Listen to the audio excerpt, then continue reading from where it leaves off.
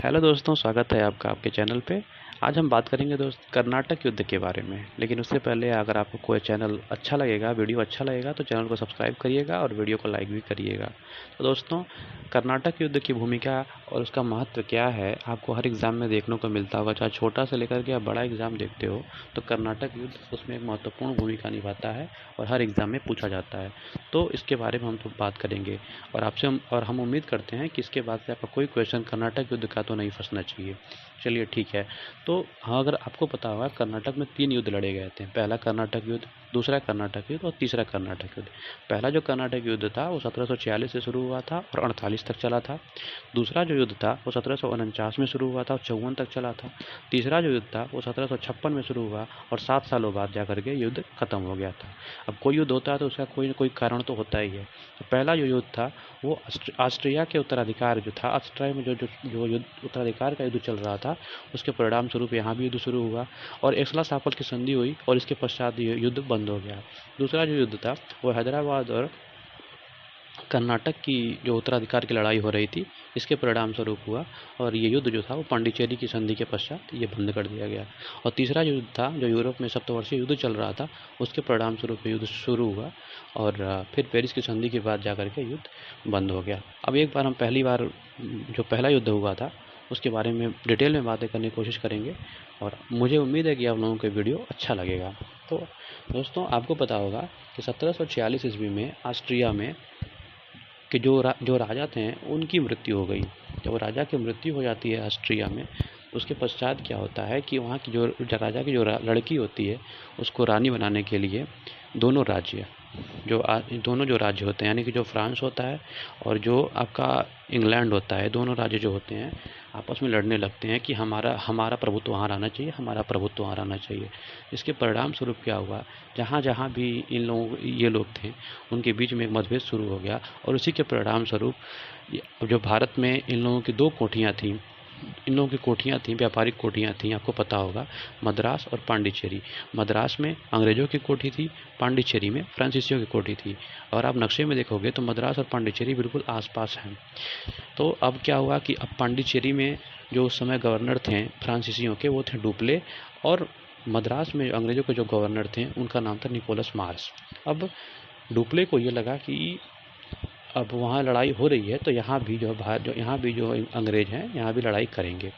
इसके परिणाम स्वरूप डुप्ले ने क्या किया कि जा करके निकोलस मार्श से एक संधि मतलब एक तरीके से मैत्री पत्र भेजा और कहा कि ऐसा करते हैं कि यहाँ वहाँ पे जो हो रहा है होने दीजिए, लेकिन हम लोग यहाँ पे लड़ाई नहीं करते हैं। तो चीज़ें ठीक हो गई, कोई दिक्कत नहीं थी, चलने लगा। लेकिन ब्रिटेन गवर्नमेंट को लगा, ब्रिटिश सरकार को लगा कि नहीं, वहाँ पे स्थिति थोड़ी सी बिगड़ सकती है। जिसके परिणाम स्वरूप उन्होंने क्या किया कि अपना एक सेना भेज दिया।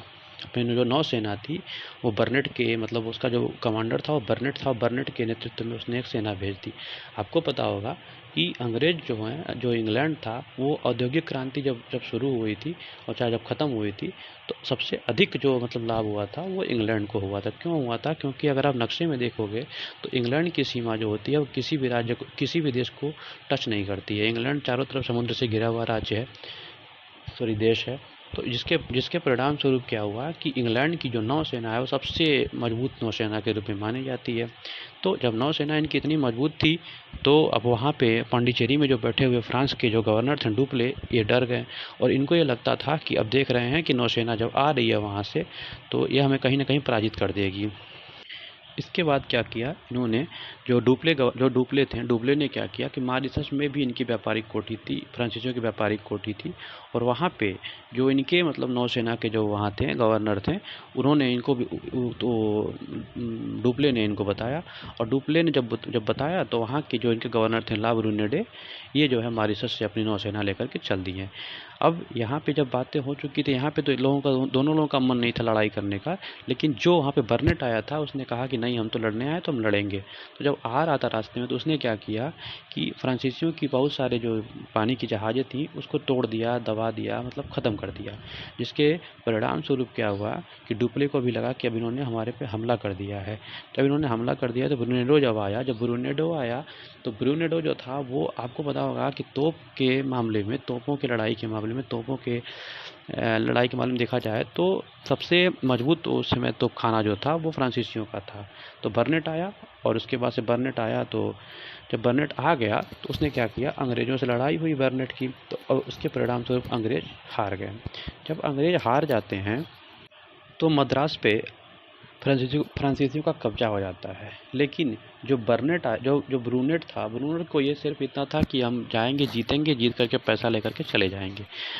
तो ब्रूनेट ने इनसे क्या कहते हैं कि डुप्ले से कहा, लेकिन डुप्ले जो था वो महत्वाकांक्षी व्यक्ति थे। तो डुप्ले ने कहा कि नहीं, हम अब जीत तो गए हैं लेकिन हम इनको वापस नहीं करेंगे, चाहे किसी भी कीमत पे हम इनको वापस नहीं करेंगे। लेकिन अंग्रेज़ों ने क्या किया, कूटनीति चली और ला ब्रूनेटो जो था उसको इन्होंने 4 लाख रुपए में ख़रीद लिया। इसके परिणाम स्वरूप क्या हुआ, ब्रूनेटो जो था वो अपनी सेना लेकर के वापस चला गया।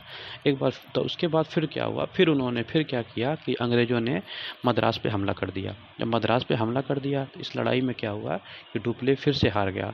डुप्ले हार गया और डुप्ले हार गया तो फिर से क्या हुआ कि मद्रास जो था वो अंग्रेज़ों के पास चला गया।